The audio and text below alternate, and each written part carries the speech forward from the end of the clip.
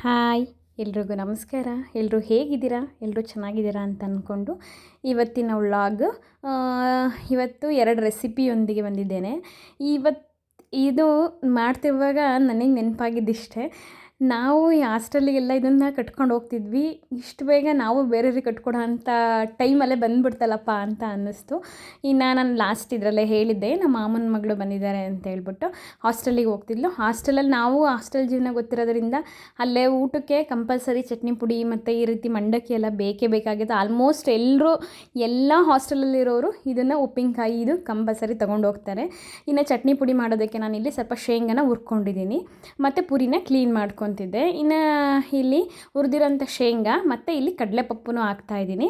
ಮತ್ತು ಒಂದು ಮುಕ್ಕಾಲು ಬೌಲಷ್ಟು ನಾನಿಲ್ಲಿ ಕೊಬ್ಬರಿನ ಸಹ ಹಾಕ್ತಾಯಿದ್ದೀನಿ. ಇದೆಲ್ಲ ಸೇರಿಸಿ ಮಾಡಿದ್ರೆ ಚಟ್ನಿ ಪುಡಿ ಸ್ವಲ್ಪ ಜಾಸ್ತಿನೂ ಆಗುತ್ತೆ ಮತ್ತು ಟೇಸ್ಟ್ ತುಂಬ ಚೆನ್ನಾಗಿರುತ್ತೆ ಕಡಲೆ ಬೀಜ ಮತ್ತು ಕಡಲೆ ಹಾಕಿ ಮಾಡೋದ್ರಿಂದ. ಇನ್ನು 1-2 ಬೆಳ್ಳುಳ್ಳಿ ಹಾಕ್ತಾಯಿದ್ದೀನಿ, ಸ್ವಲ್ಪ ಜೀರಿಗೆ ಹಾಕ್ತಾಯಿದ್ದೀನಿ, ಇನ್ನು ಹುರಿದಿಟ್ಕೊಂಡಿರೋಂತಹ ಕರಿಬೇವನ್ನ ಹಾಕ್ತಾಯಿದ್ದೀನಿ, ಸ್ವಲ್ಪ ಹುಣಸೆಹಣ್ಣು ಸೇರಿಸ್ತಾ ಇದ್ದೀನಿ ಮತ್ತು ರುಚಿಗೆ ಎಷ್ಟು ಬೇಕಷ್ಟು ಉಪ್ಪನ್ನ ಸೇರಿಸ್ತಾ ಇದ್ದೀನಿ. ಈ ರೀತಿ ರುಬ್ಕೊಬೇಕು. ನಾನು ಇಲ್ಲಿ ಖಾರದ ಪುಡಿ ಹಾಕಿಲ್ಲ, ಒಣಮೆಣ್ಸಿನ್ಕಾಯಿ ಆದರೂ ಹಾಕಬಹುದು, ಆದರೆ ನಾನು ಹಾಕಿಲ್ಲ. ಇಲ್ಲಿ ರುಬ್ಬಿ ಆದಮೇಲೆ ನಾನು ಈ ರೀತಿ ಖಾರದ ಪುಡಿನ ಸೇರಿಸಿ ರುಬ್ತಾ ಇದ್ದೀನಿ. ಇಲ್ಲಿ ಬೆಲ್ಲ ಹಾಕಿಲ್ಲ, ನಮ್ಮ ಕಡೆ ಅಷ್ಟು ಬೆಲ್ಲ ಇಷ್ಟಪಡಲ್ಲ, ಹಾಗಾಗಿ ನಾನೇನು ಬೆಲ್ಲ ಹಾಕಿಲ್ಲ. ಇನ್ನು ಚಟ್ನಿ ಪುಡಿ ಎಲ್ಲ ರೆಡಿ ಆಯಿತು. ಇನ್ನು ಮನೆ ಕೆಲಸ ಎಲ್ಲ ಇತ್ತು, ನನ್ನ ತಂಗಿ ಇದ್ದಿದ್ದರಿಂದ ಎಲ್ಲ ಮಾಡಿಕೊಂಡು ಅವಳೇ ಮಾಡ್ಕೊಂಡು ಹೋದ್ಲು. ಹಂಗಾಗಿ ಅವಳು ಆ ಕೆಲಸ ಮಾಡ್ತಿದ್ಲು, ನಾನು ಈ ಕಡೆ ಅವಳಿಗೆ ಇದನ್ನೆಲ್ಲ ರೆಡಿ ಮಾಡ್ತಿದ್ದೆ. ಇನ್ನು ಪುರಿ ಇದು ಸ್ವಲ್ಪ ಜಾಸ್ತಿ ಅಲ್ವಾ, ಹಂಗಾಗಿ ಒಂದಕ್ಕೆ ಕಲ್ಸೋಕ್ಕಾಗಲ್ಲ ಅಂತ ಹೇಳ್ಬಿಟ್ಟು ಈ ರೀತಿ ಹುರ್ಕೊಳ್ತಾ ಇದ್ದೀನಿ. ಮೊದಲು ಸ್ವಲ್ಪ ಪುರಿ, ಇವಾಗ ಮಳೆ ಇತ್ತಲ್ವ ಹಂಗಾಗಿ ಅದು ಮೆತ್ತಗಾಗಿರೋದ್ರಿಂದ ಸ್ವಲ್ಪ ಮೊದಲೇ ಈ ರೀತಿ ಹುರಿದು ಎತ್ತಿಟ್ಕೊಳ್ತಾ ಇದ್ದೀನಿ.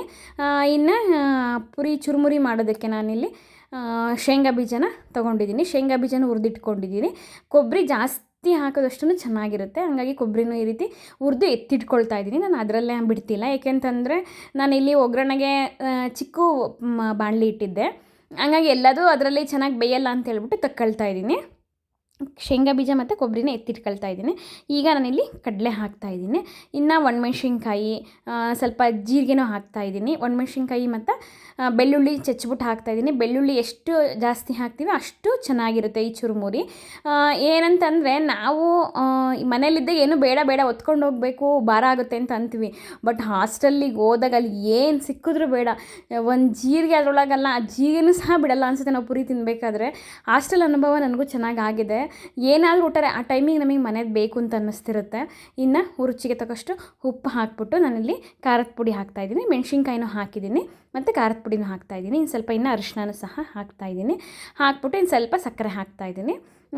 ಹಾಕ್ಬಿಟ್ಟು ಚೆನ್ನಾಗಿ ಮಿಕ್ಸ್ ಮಾಡಿಕೊಂಡು ಈ ಒಗ್ಗರಣೆನ ನಾನು ಆ ಪುರಿ ಒಳಗಡೆ ಹಾಕಿ ಕಲಿಸ್ತೀನಿ. ತುಂಬ ಚೆನ್ನಾಗಿರುತ್ತೆ. ಸಂಜೆ ಟೈಮ್ಗಂತೂ ಕಾಲೇಜೆಲ್ಲ ಮುಗಿಸ್ಕೊಂಬಂದಾಗ ಈ ರೀತಿ ಏನಾದರೂ ಬೇಕೇ ಬೇಕು ಅಂದರೆ ಒಂದು ಸಲ ಅದೇನೋ ಹೊರಗಡೆದು ಏನೇ ತಿಂದರೂ ಸಹ ಅದು ಮನೆ ಫೀಲ್ ಆಗಲ್ಲ. ಈ ರೀತಿ ಚೆನ್ನಾಗಿರುತ್ತೆ. ಇನ್ನು ನಾವು ಇಷ್ಟು ಪರವಾಗಿಲ್ಲ, ಇನ್ನು ಉತ್ತರ ಕರ್ನಾಟಕದಲ್ಲೆಲ್ಲ ಬರೋರಲ್ವ, ಅವರೆಲ್ಲ ಚೀಲದಲ್ಲಿ ರೊಟ್ಟಿ ತೊಗೊಂಬರೋರು ನಮ್ಮ ಹಾಸ್ಟೆಲಲ್ಲೆಲ್ಲ ನಾವು ನೋಡ್ತಿದ್ವಿ. ಅವ್ರಿಗೆ ನಮ್ಮ ಕಡೆ ಮುದ್ದೆ ಊಟ ಅಲ್ಲಿ ಬೆಂಗಳೂರಲ್ಲಿ ಇದ್ದಿದ್ದು, ಆವಾಗ ಅವ್ರಿಗೆ ಮುದ್ದೆ ಅಡ್ಜಸ್ಟ್ ಆಗ್ತಿರ್ಲಿಲ್ಲಲ್ವ, ರೊಟ್ಟಿ ಒಣ ರೊಟ್ಟಿ ತೊಗೊಂಬಿಟ್ಟು ಅವರು ಮೊಸರು ತೊಗೊಂಬಂದು ಚಟ್ನಿ ಪುಡಿ ಹಾಕ್ಕೊಂಡು ತಿನ್ನೋರು.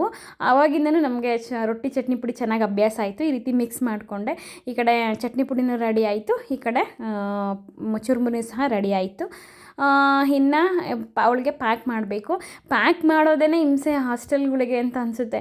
ಆ ಮಕ್ಕಳು ಇಟ್ಕೊಂಡು ಹೋಗೋಕ್ಕೆ ಎಲ್ಲಿ ಚೆಲ್ಲುತ್ತೆ ಅಂತ ಅಂತವೆ, ಭಾರ ಆಗುತ್ತೆ ಅಂತ ಅಂತವೆ. ಅದಕ್ಕೆ ಎಲ್ಲ ಇಲ್ಲಿ ಸ್ವಲ್ಪ ಹಾರಿಸ್ಬಿಟ್ಟು ನೀಟಾಗಿ ಪ್ಯಾಕ್ ಮಾಡೋಣ ಅಂತ ಕುತ್ಕೊತಿದ್ದೆ. ಇನ್ನು ಅವಳನ್ನು ಈ ರೀತಿ ಏನಾದರೂ ಬರೆಯೋದು ಕೊಟ್ಟು ಬ್ಯುಸಿಯಾಗಿಡಬೇಕು. ಇನ್ನು ಚುರುಮುರಿ ಎಲ್ಲ ಅವಳು ಫಸ್ಟಿಗೆ ಟೇಸ್ಟ್ ನೋಡಿಬಿಡ್ತಾಳೆ. ಅವಳಿಗೆ ಇವಳಿಗೆ ಚಿಕ್ಕದ್ರಿಂದನೂ ಅಭ್ಯಾಸ ಆಗಿರೋದ್ರಿಂದ ನನ್ನ ಮಗಳಿಗೆ ಚಟ್ನಿ ಪುಡಿನೂ ಚೆನ್ನಾಗಿ ಅಭ್ಯಾಸ ಆಗಿದೆ. ಇನ್ನು ಎಲ್ಲ ಪ್ಯಾಕ್ ಮಾಡಿ ಅವಳನ್ನು ನನ್ನ ತಂಗಿ ಹೊರಟ್ಲು, ಹಂಗಾಗಿ ಅವಳನ್ನು ಕಳಿಸ್ಕೊಟ್ಟು ಮಧ್ಯಾಹ್ನ ಊಟ ಮುಗಿಸ್ಕೊಂಡು ಹೋದ್ಲು ಅವಳು. ಇನ್ನು ಇವಳು ನಾನು ಡ್ರಾಯಿಂಗ್ ಮಾಡ್ತೀನಿ ಅಂತ ಹೇಳ್ಬಿಟ್ಟು ಡ್ರಾಯಿಂಗ್ ಮಾಡ್ತಾಯಿದ್ಲು. ಸರಿ ಮಾಡು ಅಂತ ಹೇಳ್ಬಿಟ್ಟು ಅವಳಿಗೆ ನಾನು ಎಲ್ಲ ರೆಡಿ ಮಾಡಿಕೊಟ್ಟು ಶೇಪ್ಸ್ ಎಲ್ಲ ಬರ್ಕೊಡ್ಬೇಕು. ಯಾವ ರೀತಿ ಶೇಪ್ ಬರ್ಕೊಡ್ತೀವಿ ಆ ಶೇಪಲ್ಲಿ ಅವಳು ಚೆನ್ನಾಗಿ ಕಲರ್ ಮಾಡ್ತಾಳೆ. ಯಾವ ಶೇಪ್ ಬರೆದ್ರೂ ಮಾಡ್ತಾಳೆ, ಈ ರೀತಿ ಕಲಿತಿರ್ತಾಳಲ್ವ ನಾವು, ಹಂಗಾಗಿ ಅವಳು ಅವಳು ಕೇಳಿದ್ದಿದ್ರಲ್ಲೇ ನಾವು ಬರ್ಕೊಟ್ಬಿಡ್ತೀವಿ.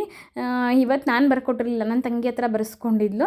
ಇನ್ನು ನನ್ನ ತಂಗಿನೂ ಸಹ ಓದ್ಲು. ಇನ್ನು ಇವಳನ್ನು ಸ್ವಲ್ಪ ಹೊತ್ತು ಮಲಗಿಸ್ಬಿಟ್ಟು ಬಂದು ನಾನು ಇಲ್ಲಿ ಇವತ್ತು ವಾರ ಅಲ್ವಾ, ಭಾನುವಾರ, ಹಾಗಾಗಿ ತಲೆ ಸ್ನಾನ ಮಾಡಿಕೊಂಡು ರೆಡಿ ಮಾಡ್ತಿದ್ದೆ. ನನ್ನ ತಂಗಿ ಪೂಜೆನೂ ಸಹ ಮಾಡೋಗಿದ್ಲು.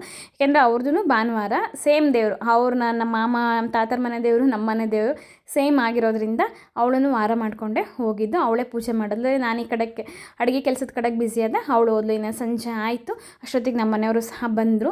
ಇನ್ನು ಡ್ಯೂಟಿ ಮುಗಿಸ್ಕೊಂಬಂದ್ರಲ್ಲ, ಅವ್ರಿಗೆ ಟೀ ಮಾಡಿಕೊಟ್ಟು ಇನ್ನು ಅವಳು ಇಂಗ್ಲೀಷ್ ಹೇಳ್ಸ್ಕೊಳ್ತಾ ಇದ್ಲು. ಏನೇ ಆಗಲಿ ನಾವು ಡೈಲಿ ಅಮ್ಮಂದಿರು ಹೇಳ್ಕೊಟ್ರು ಅವಕ್ಕೆ ಫೀಲು ಅವ್ರ ಅಪ್ಪಂದಿರು ಹೇಳ್ಕೊಟ್ಟಿದ್ದು ಇದು ಬರಲ್ಲ ಅನಿಸುತ್ತೆ, ಜೋಶ್ ಬರಲ್ಲ ಅನಿಸುತ್ತೆ. ನನ್ನ ಮಗಳಿಗಂತೂ ಹಂಗೇನೆ. ಯಾಕೆಂದರೆ ನಮ್ಮ ಮನೆಯವರು ಹಿಂಗೆ ಡ್ಯೂಟಿಗೆ ಹೋಗ್ತಿರ್ತಾರೆ, ಹಂಗಾಗಿ ಅವಳು ಅವ್ರ ಅಪ್ಪನ ಹತ್ರನೇ ಫುಲ್ಲು ನನಗಿನ್ನ ಜಾಸ್ತಿ ಹಾಗಾಗಿ ಮಿನ್ಗಲ್ ಹಾಕ್ತಾಳೆ, ಅವ್ರ ಅಪ್ಪನ ಜೊತೆ ಚೆನ್ನಾಗಿರ್ತಾಳೆ. ಏನೋ ಹೊಸದು ಕಲಿತಾಗ ಮಕ್ಕಳಲ್ಲಿ ಎಕ್ಸೈಟ್ಮೆಂಟ್ ನೋಡಬೇಕು, ಅಂದರೆ ಇದು ಕಲಿಯೋ ಏಜ್ ಅಲ್ವಾ, ಹಂಗಾಗಿ ಏನು ನೆಗ್ಲೆಕ್ಟ್ ಮಾಡಲ್ಲ. ಚಿಕ್ಕ ಮಕ್ಕಳಾಗಿರೋದ್ರೆ ಕಲಿತಾರೆ. ಈ ವಿಡಿಯೋ ಇಷ್ಟ ಪ್ಲೀಸ್ ಲೈಕ್ ಮಾಡಿ, ಶೇರ್ ಮಾಡಿ, ಸಬ್ಸ್ಕ್ರೈಬ್ ಮಾಡಿ.